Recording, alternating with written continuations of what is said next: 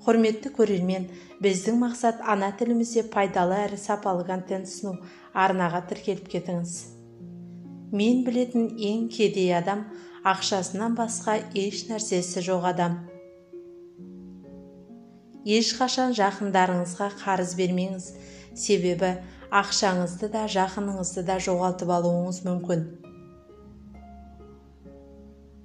Егер де сіз 6 жасар балаға бірдеңені түсіндіре алмасаңыз, демек оны өзіңіз де түсінбегенсіз. Өміріңізде кезіккен әрбір жан сізге өзімен бірге өмірлік сабақ ала келген. Егер сөздерің мен амалың бір болса, айналаңның бәрі сені құрмет тұтады. Әлсіздер ешқашан кешіруді білмейді. Кешіру қабілеті тек мықтыларға тән қасиет. Ешкім менің рұқсатымсыз менің көңіліме қаяу түсіре алмайды.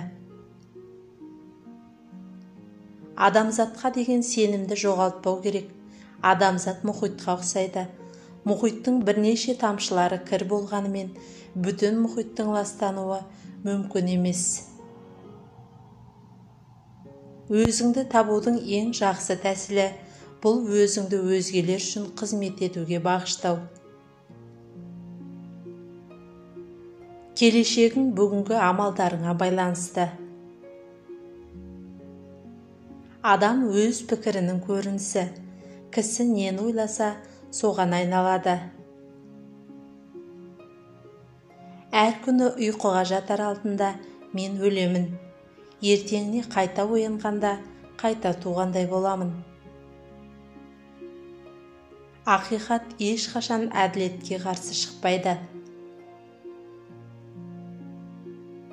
Кісінің амалдары оған ненің маңызды екенін көрсетеді. Дұшпаныңды махаббатпен жең. Сен ненің керек екенін оны жоғалтпай тұрып біле алмайсың. Әрекеттеріңнің нәтижесі қандай болатынын алдын ала болжай алмайсың. Бірақ ештеңе істемесең, ештеңеге қол жеткізбесің анық. Біреуге көрсеткен кішігірім мейірімділігің 1000 рет ғибадат жасағаннан да артық. Жақсы жанұядан асқан мектеп, үлгілі ата-анадан асқан ұстаз табылмайды. Мен өзіне деген құрметті жоғалтудан артық үлкен жоғалтуды білмеймін. Бір нәрсе істер екенсің, оны махаббатпен жаса. Әйтпесе бұл іске қол ұрмағаның абзал. Басқалардың қиындығы мен азабын байқайтын адамды діндар деп атаймын. Кедейлік қылмыстың ең жаман көрінісі. Қателіктен қашудың өзі қате.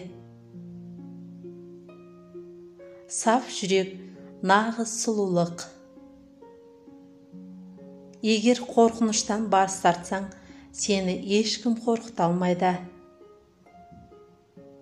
Кісінің мақсаттарына күдікпен қарай бастасаң, оның әрбір ісі бұзық болып көрінеді. Күш қолданбау адам жүрегінің құдіретін көрсетеді. Оны ақылмен басқару мүмкін емес.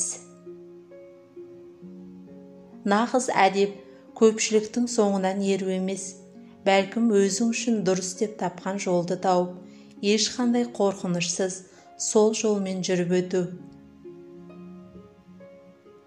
Егер әрбір адамнан Алланың кереметін көрмейтін болсаң, онда Құдайды басқа жерден іздегенің ешқандай пайда бермейді. Байлық данышпанның қолындағы құлы, ал ақымақтың қожайыны. Өз уақытында басылмаған ашу әрқандай жарақаттан да ауырырақ болуы мүмкін. Ең күшті адам өзгені емес, өзін жеңе алған адам. Әрқашан тек болашақты уайымдайтын адам нағыз бейшара адам. Тек біреудің пікірімен ғұмыр кешетін адам ешқашан дәулетті бола алмайды. Сенің ашуыңа тиетін, саған кедергі келтіретін нәрселерден қашып құтылғың келсе, онда басқа жерге кетуің емес, басқа адамға айналуың керек болады. Әрқашан бақытты болу және ешқашан қиындық көрмеу деген табиғаттан бейхабар болу деген сөз. Біз айналадағы жағдайларды кешіктіре бастасақ, өмір тезірек өте бастайды. Кейде өмір сүрудің өзі батырлық. Біз мектепте емес, өмірде үйренеміз. Ешқандай адам аяқ асты данышпан болып қалмайды. Бір нәрсені есте сақтаңыз, өлерден бұрын қате және кемшіліктеріңізді өлтіруіңіз керек. Біреуге бір нәрсені айтып, оны дәлелдеуге уақытыңды сарп етпе. Бәрібір адамдар өздері нені естуді қаласа, соны естеді. Сынға ашық болыңыз, оның керек жерін ала біліңіз, бірақ құрметсіздікті ешқашан қабылдамаңыз. Ешқашан өзіңіз қалаған нәрсеге қол жеткізуге әрекет етуді тоқтатпаңыз. Себебі өкініш деген ең жаман нәрсе. Ашуланғанда үнсіздік сақтаңыз. Қандай адам болсаңыз да, бәрібір сізге қырын қарайтындар табылады. Солай екен, өзіңіз қалағандай адам болыңыз. Ыза мен кек өзіңізден басқа ешкімге зиян келтірмейді.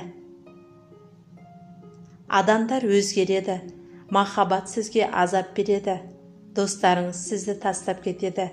Бірақ бір нәрсені біліп қойыңыз, өмір өзіңіз барда ешқашан тоқтамайды.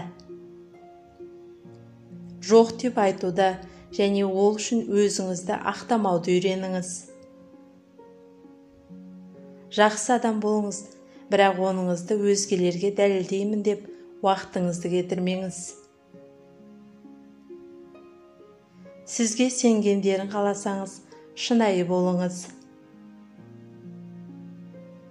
Жүрегіңе азап берген нәрселерді ұмыт, бірақ оның саған не үйреткенін ұмытпа. Басқаларды басқару күш, ал өзіңді басқару нағыз құдірет.